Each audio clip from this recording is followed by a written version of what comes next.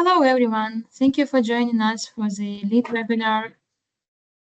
My name is Sabina, and we are joined with Lara Goodin, Senior Advisory Consultant of CU Collaborate, to discuss what changed and what means for your credit union the new lead workbook. A few housekeeping items before we get started. First, we are recording today's session and will provide back all registered participants in a follow-up email, which will include the presentation slides and contact information for any questions that come up after our call. We would love your engagement throughout today's webinar. Please provide your questions and comments in the chat or in the Q&A section of our webinar. Once Laura has completed her presentation, we will open up for Q&A and will address all questions and comments at that time. For the sake of time, let's get started with today's webinar. Please join me in welcoming Lara Goodin. Take it away, please. Hi, everyone. Thank you for joining today. We are going to talk through the new LID workbook that was released earlier this month, as Sabina mentioned. I'm Lara Goodin. I'm a senior advisory consultant at CU Collaborate. A lot of you, if you've been on a LID journey with us, you have met me. For those of you who haven't, I've been here for a little over 4 years. I started my journey on the field of membership side of things, and now I really focus on low-income designation, but very comfortable navigating NCUA regulations and helping credit unions succeed to their goals. Quick background on CU Collaborate. We deliver outcome-driven analytics for credit unions by connecting regulatory intelligence with predictive and performance insights, helping credit unions understand what's changing and why it matters and what their plans can look like, especially in a regulatory environment that shifts. We help with a lot of different things. We can take call report data, we can look at Aries files, we look at geospatial information and loan origination files, and all of these things together help us do what we do, including FOM, field membership expansions, CDFI, mergers, membership eligibility, branching, and then what we're going to talk about today, low income designation, attainment and retention. We're going to go through what is LID, why does it matter, talk high level about how to interpret the workbook, talk through what changed between last year's workbook and this year's workbook, what that means for your credit union, and then we'll open up space for a Q&A. So why LID matters. LID is a designation given to credit unions that helps incentivize them to serve low-income communities by giving them certain regulatory relief. That regulatory relief, those benefits include an exemption from the member business lending cap, which can expand access to capital for small businesses and help credit unions diversify their loan portfolios. This is the most common reason that we see credit unions coming to us to get support with LID. The next is the ability to accept non-member deposits from any source, not just government organizations, up to the greater of $3 million or 50% of total shares. This benefit is really useful in things like mergers and acquisitions, where if members or clients of the merging institutions don't readily fall within the continuing field of membership, you're still able to accept those deposits and keep making progress on the merger. They also have the ability to include subordinated debt in the net worth ratio calculation, which can help bolster financial solidity and accommodate larger deposit inflows and loan growth. There's also eligibility for grants and low interest loans from the CDRLF, and this really is applicable towards smaller institutions like in the $100 million range. But yes, this benefit is also, you become eligible to apply for those grants if you have your LID. And finally, there's the ability to expand membership to others affiliated with the community, such as people who perform volunteer services or participate in associations. This benefit is limited to federally chartered community credit unions and also multiple common bond credit unions that have underserved areas. There's 3 potential paths to LID attainment. There's through actual membership using your Aries file. There's through potential membership, which is an option if credit union that wants to get lid is in an area with a low lid percentage, you can actually expand your field of membership into a lid qualifying community and get lid because the majority of the potential members of the area that you expand into are lid qualifying. This does not apply to multiple common bond credit unions. It's only for community chartered credit unions. And then there's loan analysis, where we take a random sampling of your loans, and if the majority of the borrowers are proven to be lid, then that's another route to qualify. Today, we're going to focus on actual membership on the Aries and data that's pulled from the Aries file. This is the most standard path for how credit unions attain lid. And it's also important because even if you go the route of loan analysis or you go the route of a potential membership with a community expansion, you still want to be monitoring and maintaining your lid percentage of your actual members to help protect that designation in case of future workbook shifts. Looking at actual members, there's a few groups that qualify towards lid. The key here is that more than 50% of the actual members have to qualify as low income. It's a simple majority, 50% of your members plus one. The largest category of those who qualify are residents of low-income areas. This is determined by their address and then crosswalked against the NCUA's lid workbook, which lists out the qualifying geographies that are lid qualifying that year. And we'll come back to that because that's why we're all here today to talk about the changes. Then there's high school aged members, aged 14 to 19 years old, and these are prorated by attendance rate of the state in which they live, but they do still count towards lid and can help make a difference. Then there's college, university, vocational school students. This category is not prorated. However, the NCUA is quite specific about the methodology to identify these students. And this is something that CU Collaborate can help with. But in short, running your data through the National Student Clearinghouse or doing a member survey are accepted ways of identifying these students. But it's usually not the highest category. Again, focusing here, low income areas is going to be where you see the most progress, and then these other categories that I'm listing can help bolster your numbers, but probably aren't going to make or break them. Finally, there's active duty military members. This is prorated at about 53.4%, about half, and similar to college students, requires very specific verification and methodology from the NCUA. So in terms of like what categories to focus on first, start with location, the residents of low-income areas, and then work down this list from there. The counterparts for who qualifies, obviously we've got residents of non-low-income areas, and then we've got some kind of strange categories.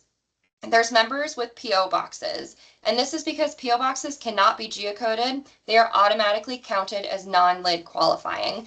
The example I like to give here, I live in Denver, which is mostly lid qualifying, but I could have a PO box in Breckenridge, which is almost not lid qualifying at all. If I had that PO box in Breckenridge, though, you have no way of knowing where I actually live. It doesn't tell you anything about the member, so by default, PO boxes are automatically counted as non-lid qualifying. And then the last one, the strangest one, is members with business addresses.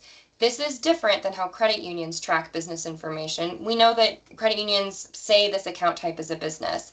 The way that this works and that the NCUA does it is the United States Postal Service assigns a residential delivery indicator to all addresses. And this flag says, hey, it's a business, or hey, it's residential.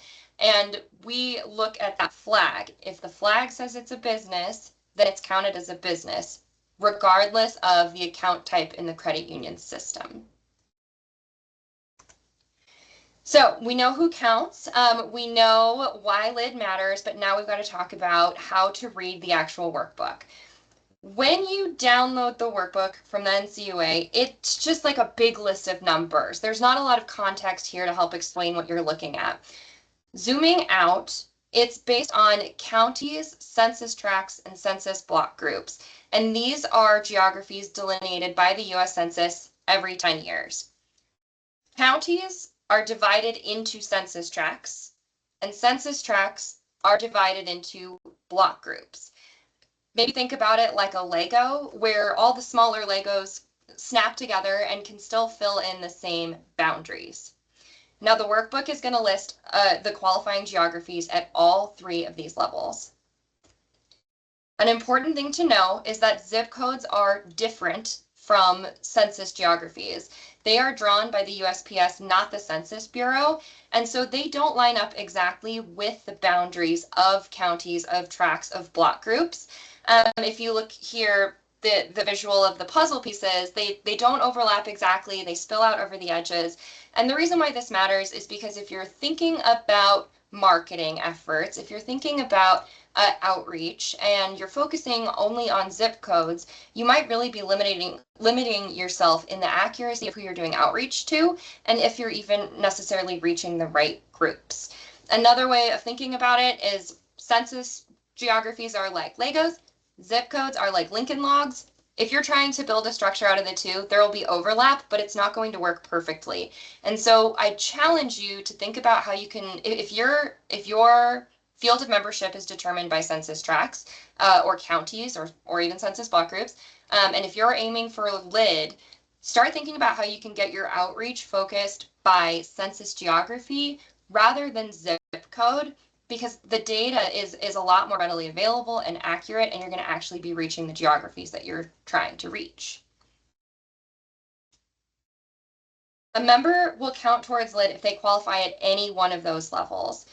So like, let's take member A who lives in Ottawa County, Alabama. And he lives in this block group 0201001. According to the NCUA LID workbook, that area is LID qualifying. He also lives in tract 020100, which again, according to the workbook, is LID qualifying. And this tract nests into the county 01001, which is Ottawa County. And according to the workbook, that's not LID qualifying, but that's okay. This member still counts towards LID because one of those units of geography, one of those subunits that I talked about, they are LID qualifying, and therefore this person counts towards LID.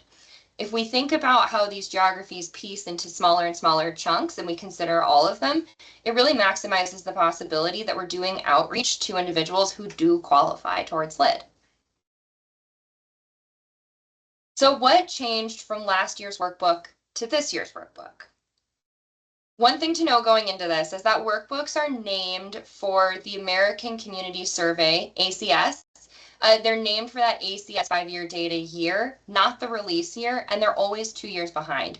So this year in 2026, we are looking at 2024 data, and the NCUA calls it the 2024 workbook. And for those of you who are poking around in our software, you'll see that it's named that as well. Last year in 2025, we were using the 2023 workbook. And that 2-year lag is just because census data is always 2 years behind, and it takes a little bit for that data to refresh. From last year, the workbook has increased up to 62.19% LID qualifying, which is an increase from last year's nationwide percent of 61.46. And it added about almost 4 million more people into LID qualifying geographies. Year over year, this has been the trend that we see the percentage of LID qualifying populations increase. It's not always at the same rate. The growth this year was smaller than the growth last year. I mean, bad news for the American person where cost of living is generally going up, but great news for credit unions who are trying to get LID so that you can actually serve those members.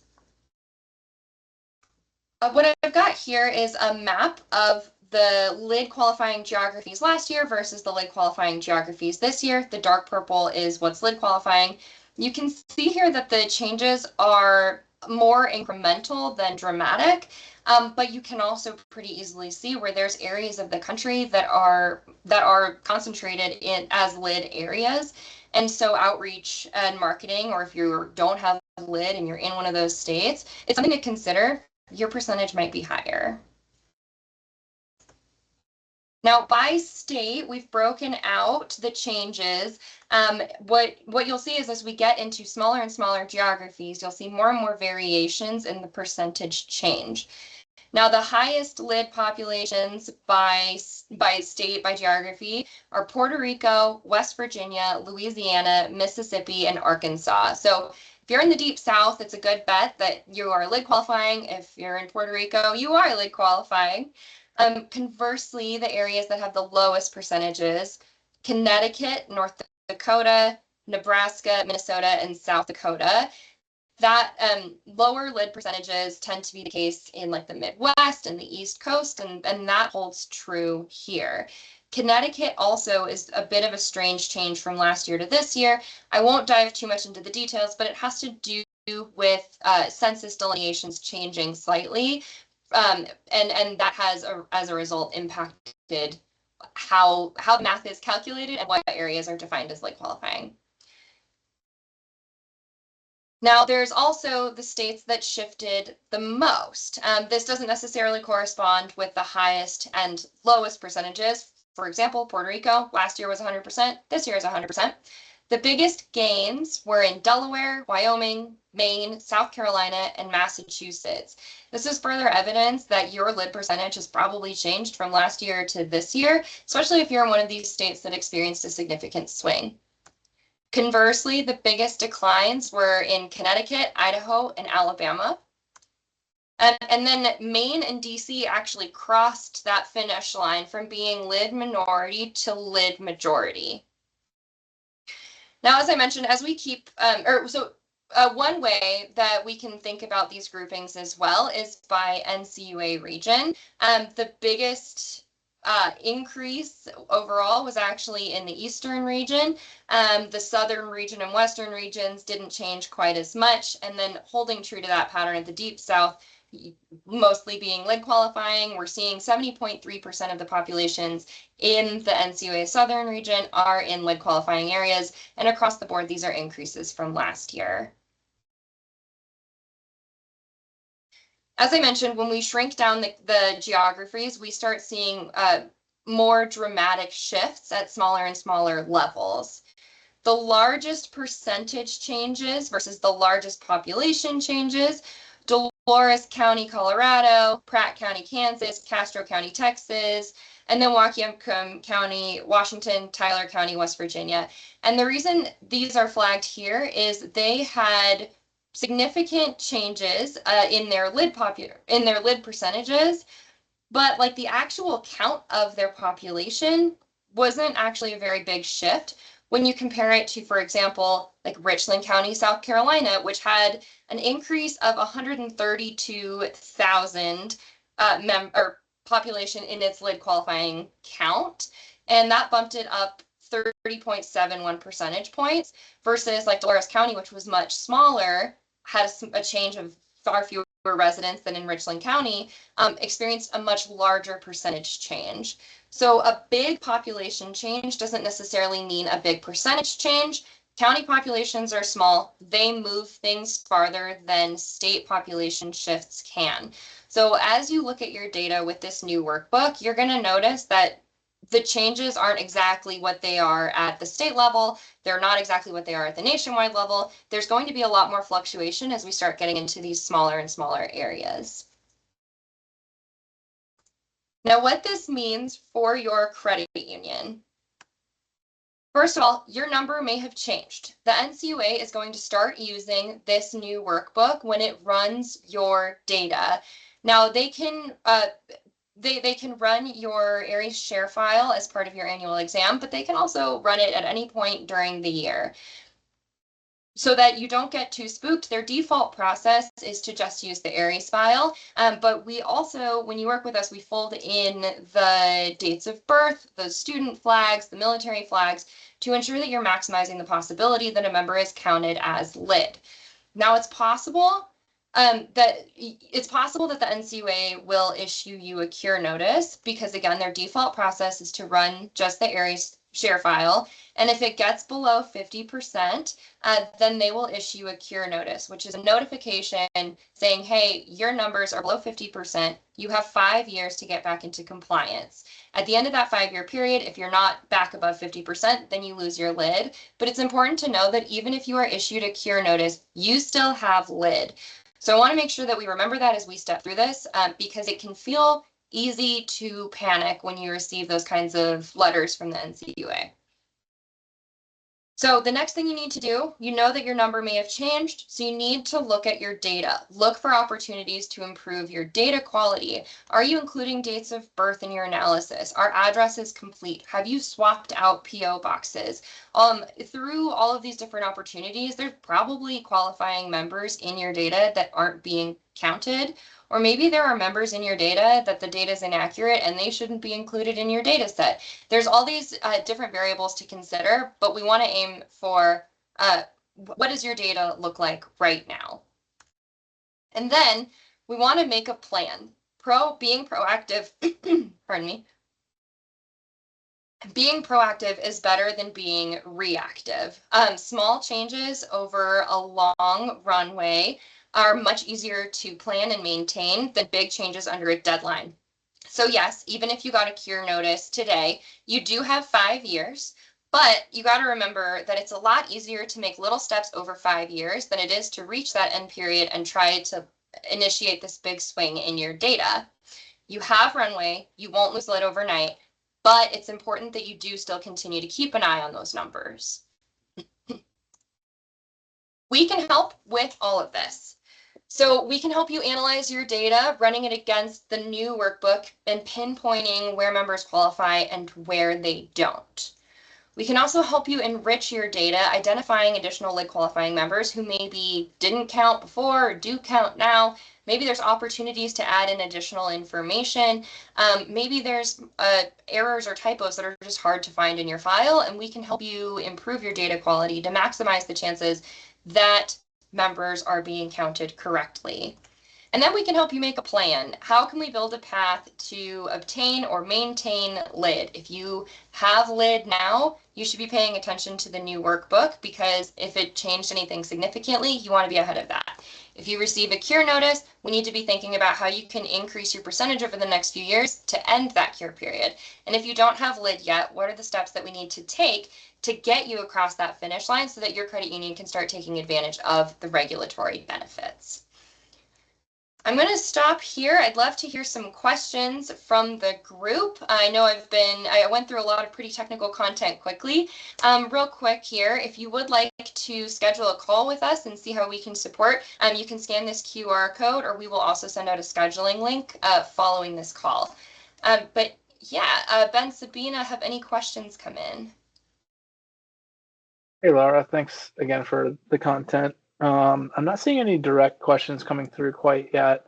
One of the primary questions that we're getting from clients when it comes to the low income designation is, around kind of some of the strategies that we deploy. How do we get the low income designation? And you elaborated a bit on one of the other primary questions that we get, which is around what are the advantages. Kind of one of the strategies, or if you could elaborate on some of the things that we work on with credit unions who are like, man, maybe my percentage has changed, or I've always been low income designated, and now I'm having a harder time retaining that status. High level, what are some of the things aside from the data cleanup side that you're seeing credit unions do, more so on like the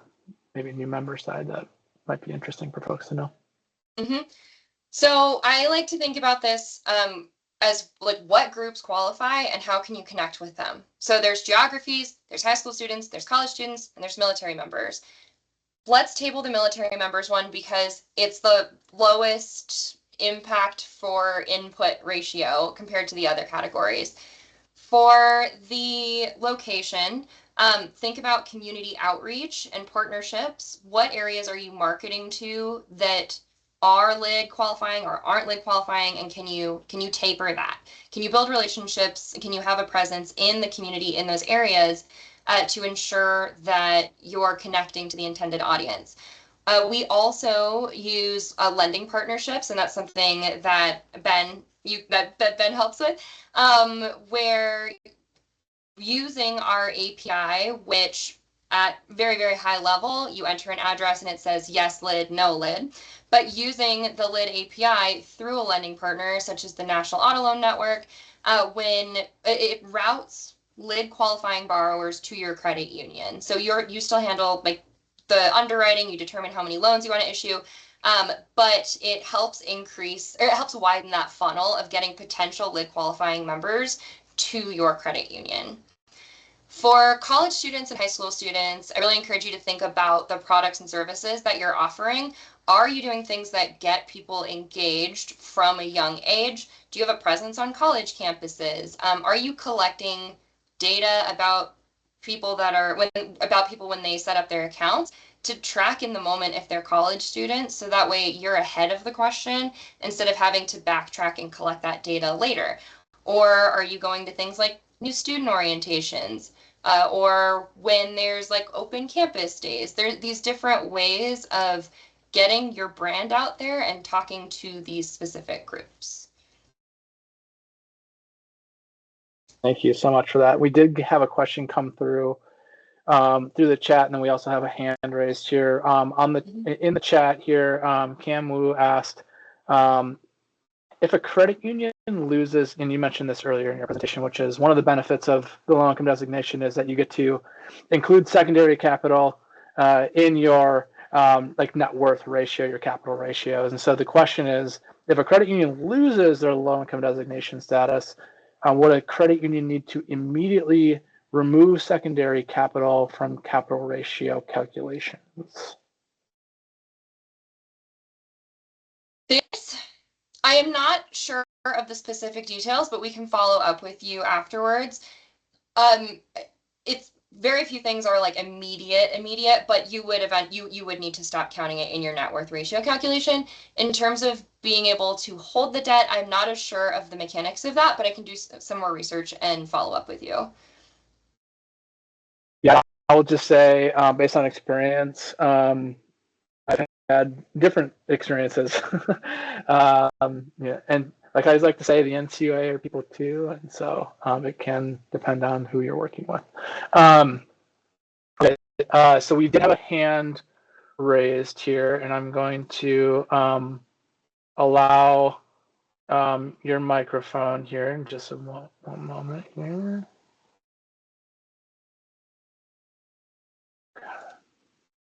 All right, so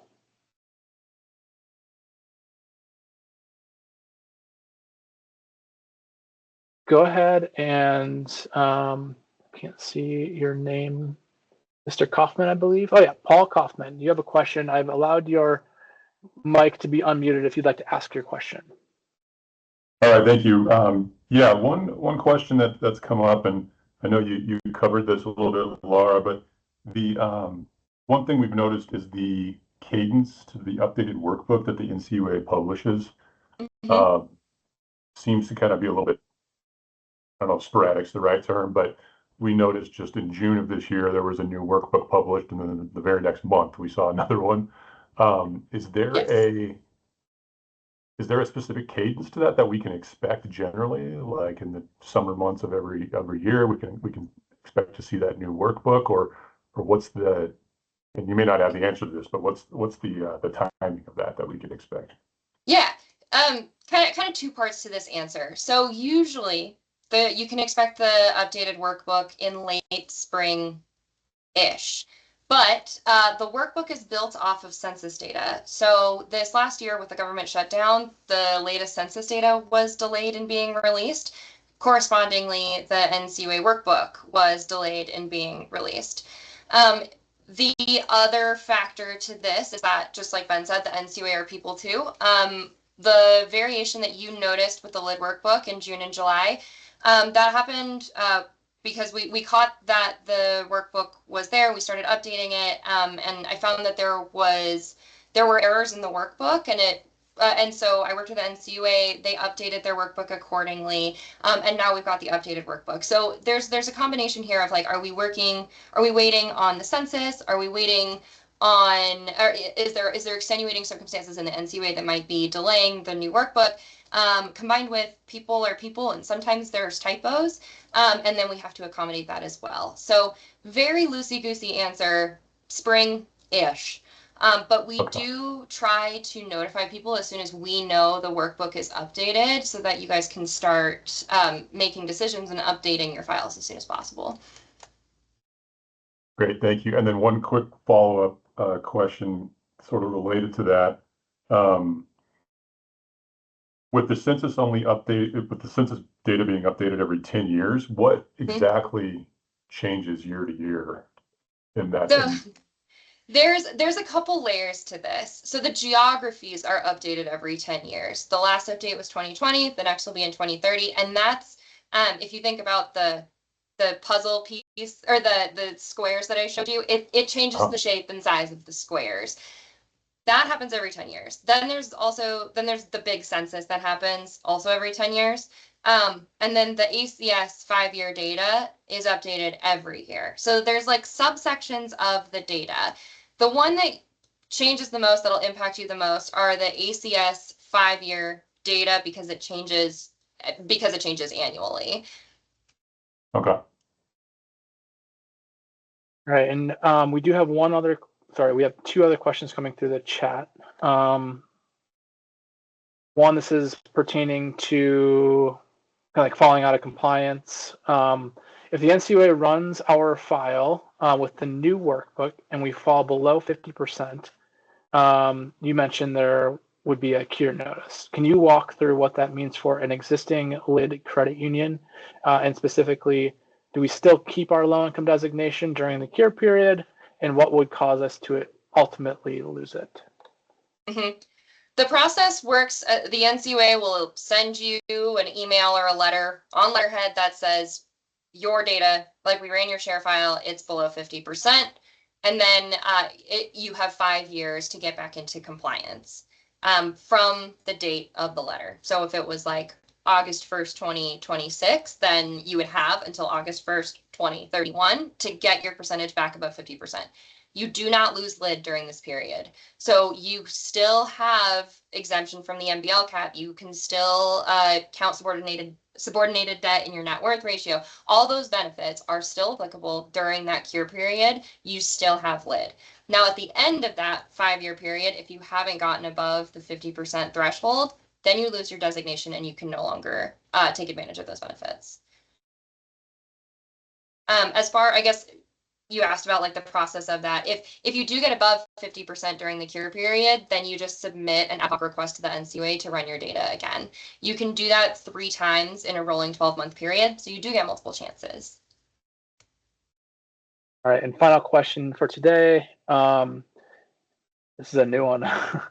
If a state, for me at least, if a state chartered privately insured credit union has the low income designation, will the NCUA run these credit unions through the new workbook and follow the same procedures as it does for the NCUA insured institutions? I'm not 100% certain, but based on what I know about at least working with state chartered institutions, the rules get a little different for one-off scenarios like this. We'd have to look at what the rules were from your insurer and then be able to answer from there. If the procedure has been that the numbers are run through the NCUA and then that goes through however you're insured, and then they have to agree that you're LID and it goes back to you, that would be my assumption. But I can't say that definitively without doing additional research on your specific circumstances.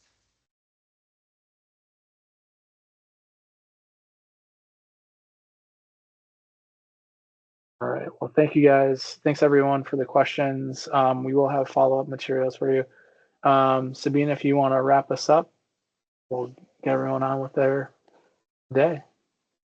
Yeah, sure. You have written this before me. Thank you again for joining us for our webinar today.